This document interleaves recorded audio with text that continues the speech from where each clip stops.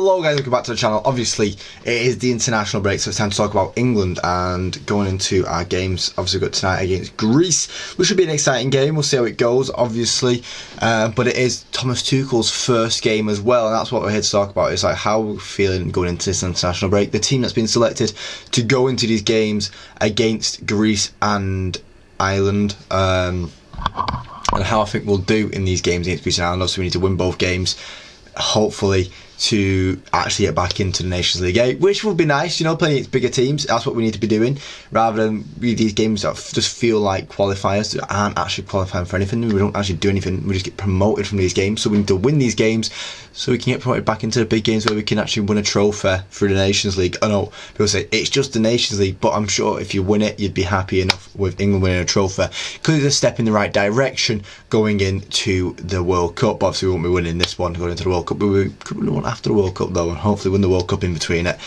Obviously Thomas Tuchel is signed on now, and he's brought in a team. He's brought in the usual three goalkeepers with Henderson, Pickford and Ramsdale. Actually Pope was in the last one, wasn't he? But he's been knocked out by Ramsdale, surprisingly now.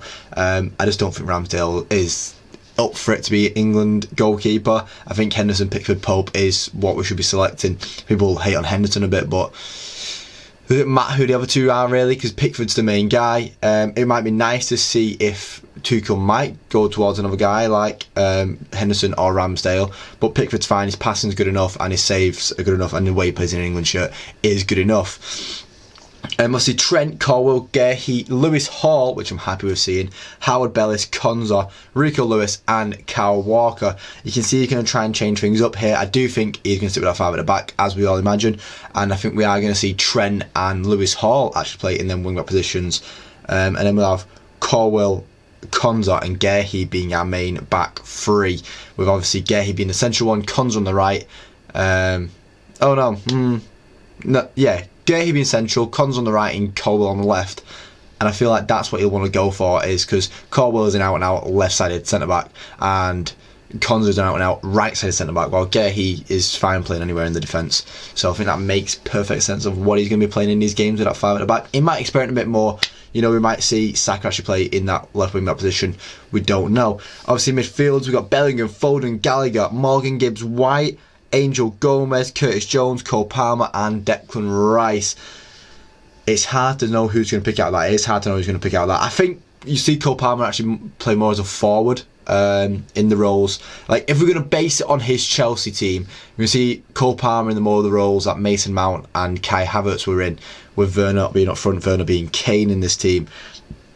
And then, so we see Cole Palmer there. And it leaves that opposition be like up for, it could be Saka, it could be Grealish. I think Grealish is probably the best. I think Grealish and Palmer in a Tuchel system are the best players for the Tuchel system. And then having a Bellingham midfield Rice pivot. Obviously Foden can also play in them positions as well, which would be nice to see. And obviously it has to be the big man up front, it has to be Harry Kane up front. But he has also brought Ollie Watkins, Sonny Madueke, Dominic Solanke, Anthony Gordon and Bukayo Saka, obviously, we've already spoken about. There's a lot of positions that these players can play, and I think that's what is important at international level, is being able to adapt quickly. And this is the reason why I've never been a fan of Phil Foden in an England shirt, because I don't feel like he's someone that can adapt quickly. I feel like Phil Foden fits in that City system perfectly, because he's been built into that City system. I think when Pep leaves, he's going to struggle. And I know it's harsh. I think Phil Foden's a fantastic footballer, but I think because he's had such a luxurious club life, it's hard for his international life. I think the same happened with Paul Scholes. Paul Scholes played well in an England shirt, but he never played how good he did in a United shirt. Same with Foden.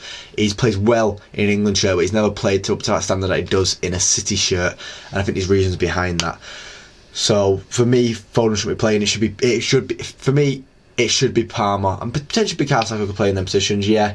But I think you might actually see Bukayo Saka get used more in that left wing back role. It depends. He might just play that forward back. He might just go for forward back, with Bukayo Saka playing as a left winger, and then Colwill playing as a left back. So he can switch into that five at the back that he likes. Because Bukayo Saka has played that position before, he knows how to play that position, coming back a bit deeper, and then it's able to switch over into that three at the back when it's needed to switch over into that three at the back, and calmly into that three at the back. I think it's a new challenge for Tuchel as well. It's about him managing his expectations of the squad right now and what he wants to do with the squad right now.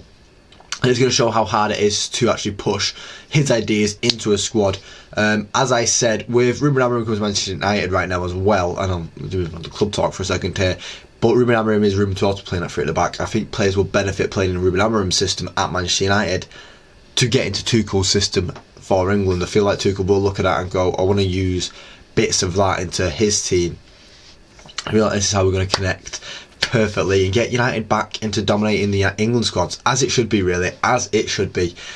But that's going to be the end of this video now. I will do a review after the games have happened, but that's the end of the video, I said. So thank you for watching. If you like the video, please leave a like, see more, subscribe to my channel every single day. Thank you for watching, guys, and hopefully I do catch you next time. Cheers.